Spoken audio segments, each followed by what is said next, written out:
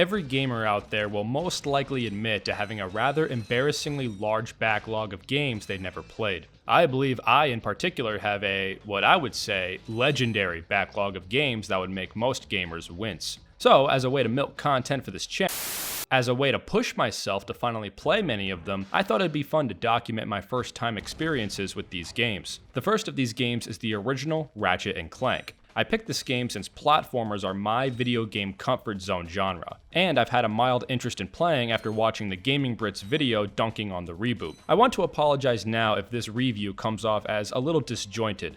I didn't exactly make any notes while playing the game because I wanted the play experience to be as real as possible. So rest assured, whenever it lingers on the pause screen, it's just me taking a massive shit. I'll admit, it took me way longer than it should to play this game to completion, but overall my completion time was around 13 hours. After finally playing through it, I think this game is great. A very well designed, solid action platformer. I was pleasantly surprised how easy it was to just jump in. Initially, I was a little intimidated considering how many games are in this franchise, several of which are out of my reach at the moment. Even with this first game, I was nervous about whether it would even click or not. But the game's extremely simple premise and its insistence to avoid needless backstory made it easier to get sucked into these characters. There's a lot of decent world building from all the planets you explore and all the inhabitants you meet. The character interactions are a distinct highlight for me. The vocal performances come off as so natural and real. It led to quite a bit of legitimately funny moments that got a real laugh out of me, which I'll always appreciate. I love the shopkeep. I got some great bargains for you today. That guy is great. You'd be surprised how much I connected with Ratchet in this story. I know some may think he can be a bit too abrasive, especially after Quark's betrayal, but I feel it's totally justified.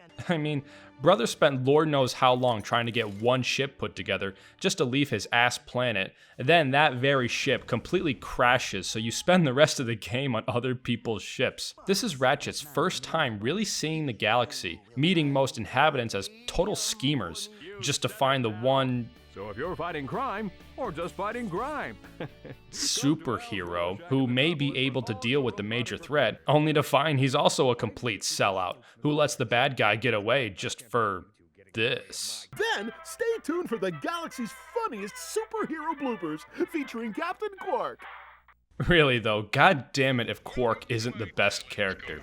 Now is your chance to prove yourself strong and brave, like me. Not gonna lie, I kinda hate that I fell into it. I had a similar thing with Sans from Undertale. Like, yeah, he's a super popular character that no one shuts up about, whatever. But fuck me if this guy didn't generate the most laughs out of me. do you have a problem with unwanted hair? Is painful itching in your nether regions causing you undue embarrassment? Do you just plain stink?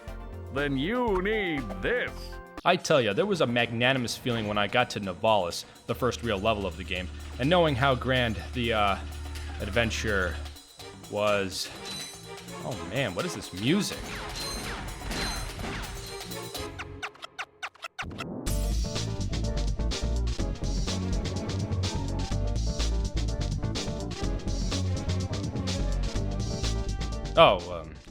Sorry. The controls took a few minutes to get the hang of since it felt quite heavy at first, but after a little bit, it felt perfectly natural. The combat and gunplay are really simple, which I think works quite well since it's not about the complexity of your arsenal, rather the sheer amount of guns there are to play around with. The auto lock can suck massive shit sometimes, but I feel the point really isn't precise aiming, rather holding the fire button down and going guns a-blazing. In that aspect, I found the gunplay very satisfying. If I did want more precise aiming, there is a dedicated aim function that I actually got a lot more use out of than I thought I would. Without the guns, you have your wrench, which itself is a pretty effective melee option, and throwing it feels really good to do. However, in the late game where you get swarmed with extremely hostile enemies, then you'll really need to bust out the heavy artillery to proceed comfortably. I love how all the weapons are organized in a quick access weapon wheel. It's funny how this game has so many weapons that even with all these slots you have in the weapon wheel, it's still nowhere near enough space. I would nitpick about the time it takes to swap out weapons, but honestly, it was never even that bad because the process is extremely quick to begin with, and it wasn't long before I favored various weapons more than others. I was quite surprised with how useful the early weapons like the Pyrocitor and Blaster were in the late game. I feel the Devastator would have been more useful if it had a better auto lock function, especially with how expensive ammo for it was. It sucked to miss so many shots with it. I got great use out of the Visibomb gun for safe distance shooting, especially against those son of a bitch fucking ships. The difficulty overall was pretty fair to me, with a natural increase in challenge, but there were a few parts that were kind of a pain in the ass. Exploring the Blarg homeworld Orkson as Ratchet after getting the O2 mask was a really cool moment, after slowly exploring a small chunk of it as Clank at first. But it didn't last long, as this map is littered with these piece of shit ruthless crab enemies. Upon reflection, I see now that this was supposed to be more of a stealth moment to get around without waking them up. But come on, man, this is a shooty game with guns. I want to shoot my guns. There's also this part in Jasper with these annoying spike bomb things that hug your ass and blow up. Honestly, I wouldn't be so flustered about it, but this game has some pretty strict checkpoints. Look, I'm all for a good, honest challenge, and for the most part, this game is very reasonable. But getting set back again and again, way farther than seems natural, got a little frustrating. But I'll stress, it's only in these moments where it really annoyed me. To this game's credit, it is very forgiving in other areas. I loved how in the hoverboard race parts, if I found that there was no saving the race, I can just dip out and try again in mere seconds with no penalty, which is pretty cool. It wasn't until I got to the second planet, R.Y.N.O, when I really started to feel the groove of this game, and I understood more how the soundtrack.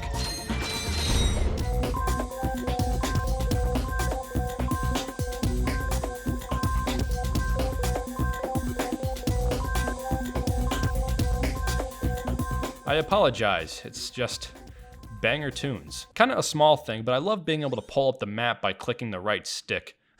I know it's kinda weird, but shit man, I found that pretty intuitive. Most of the time while exploring, I already have my thumb on the stick, and being able to whip out the map without taking my thumb off felt really satisfying. The maps themselves are really good, and I love how it tracks which areas you've explored or not. Doesn't really help with finding the secret golden bolts, but these are completely optional, and I tried collecting them all, but after a while I got a little bored and gave up. This also applies to the secret skill points that are spruced throughout. Maybe someday I'll try going for them all for the hell of it, but looking at the unlockable rewards, I think I'll pass for now. I am interested in playing on New Game Plus with all of my previous weapons and bolts. That sounds pretty cool, and I understand it's the most sensible way to unlock some of the more expensive equipment in the game. I think for an average playthrough, you're gonna have to pick between the Ultra Nanotech or Tesla Claw, basically between having double health or the best basic weapon in the game. Though this game made a critical error by teasing the R.Y.N.O only halfway in. Other games would have it by having special weapons unlocked after beating the game, sometimes under strict criteria. But here, this game is just like, hey, you want this overpowered weapon? Only 150,000 bolts? Jesus. Quite unfortunate this game has a very egregious but otherwise effective way to grind bolts. I won't reveal how it's done, but let's say I had to implement the good old tape the button down and forget about it for a few hours technique. So now the R.Y.N.O is mine and holy shit. This weapon is too much fun to be locked away behind a massive payload. I get it's the player reward from playing the game multiple times, but I couldn't help myself. And if you say I'm essentially cheating by using an exploit to unlock a special weapon way earlier than I should, then I want you to look at this image, because this is what I'm imagining you as. In all seriousness, I try to avoid using the R.Y.N.O for the most part, only busting it out during moments I found legitimately frustrating. And what would you rather have for me? Playing these parts legit again and again, getting frustrated and having my enjoyment of the game hampered? Or blow everything the fuck up and having lots of fun doing so, elevating my enjoyment? To be frank, and honestly this might become another video, but I feel there's genuine fun to be had with being a cheating bastard. For as daunting as it seemed at first with all the planets there are to explore, the game has a remarkably relaxed pace. It's a basic formula of heading to one planet, play through the stage, and finding some NPC who will tell you where to go next, unlocking the next planet. I was pretty awestruck and enamored when I got to Metropolis because I began to really feel how large this galaxy was, and that kind of world building does... Fuck, this beat!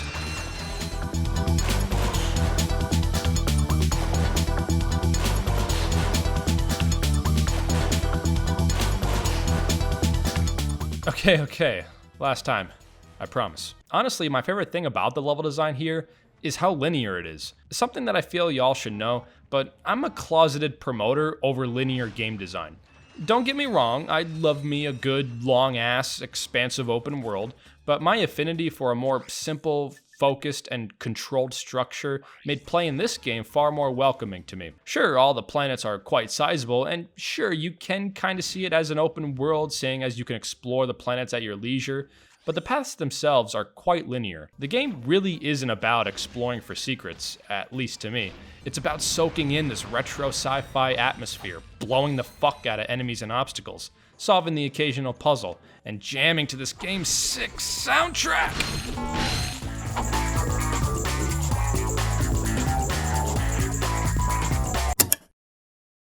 Even though the controls remained quite heavy feeling for the whole adventure, it was nice to get a few upgrades like the Helipack, the upgraded Form Thruster Pack, and the Hydro Pack. Man, let me tell you, it felt so good to get the Hydro Pack, because if there was one control issue I had, was that the underwater controls were so slow. I had no idea I could dive and resurface faster by holding the button harder until about halfway through the game. You often forget the PS2 had pressure-sensitive buttons, which many games would implement minor gameplay functions. But come on, man, it's not like it says that in the manual. Oh, god damn it! Well, can you blame me? My copy didn't have a manual. It wasn't until I got the Hydro Pack until I discovered this gameplay function by accident. Even though it was a little frustrating at first, you know, it actually made the Hydro Pack upgrade feel way better by comparison. Underwater sections were now something I was looking forward to, since they were now really fun to do. Odd gameplay function notwithstanding, the pressure-sensitive buttons felt really good and intuitive. I just wish I knew sooner, but I recognize that's mostly my fault. I haven't really mentioned the visuals yet, but damn, this is a good-looking game. If there's one thing even my GameCube shill-ass will admit, is that PS2 definitely did a better job at prioritizing 60 FPS gameplay, at least for platformers. I love Mario Sunshine, I will defend that game to my grave, but I'll admit, it blows that the game only runs in 30. Ratchet and Clank is, admittedly, a lot more eye-pleasing by comparison. Slick 60 FPS gameplay, and frankly a better realized art style. The devs really did a good job at playing with the PS2's strengths and weaknesses. I mean, sure, you can stop and look at the visuals more closely to see pretty basic geometry and textures, but it's all the other details that really matter. Every planet has something really cool in the background, like flying cars speeding across the whole stage, being able to see the whole stage from a different perspective, your perspective literally getting flipped upside down, to all the various cool lighting the game implements. When I got to Drek's flagship and looking at the planet Veldin being lasered in by the deplanetizer, with Drek's new planet looming over like it's the fucking Death Star, that's a sick visual. Truthfully, the only immersion-breaking nitpick I can give is that for as large and expansive this universe is, it did seem kind of weird to only meet like 1 or 2 NPCs on each planet, when there's clearly more activity going around. I guess to be fair, you are just fucking murdering everyone else you come across. I should disclose that this is recorded on original PS2 hardware. I played via a CRT, which admittedly was a lot nicer looking compared to the footage you see here. I opted for OG hardware as I wanted to give this game as fair of a look as possible, and I hear the HD collection version is subject to various video and audio glitches. Hell, even my OG PS2 copy was unfortunately a version that's missing the final boss theme. This final boss was pretty damn cool, but hearing the Veldin theme during the whole thing got pretty old. Didn't help that it's also the damn credits theme. Ugh. I'm aware there's loads of unlockables like the gold weapons, but I'll try for those another day. I'm just happy to have finally gotten this game under my belt, and it's damn good. I don't think I'll jump into the sequels just yet, as there are other franchises I want to dip my toes into first. Again, I'll embarrassingly admit it took me way longer than it should to clear this game, which I'm hoping to avoid in the future. Not right now, but I am looking forward to replaying this game with all of my weapons and bolts. Maybe go for the gold weapons, maybe get all the gold bolts.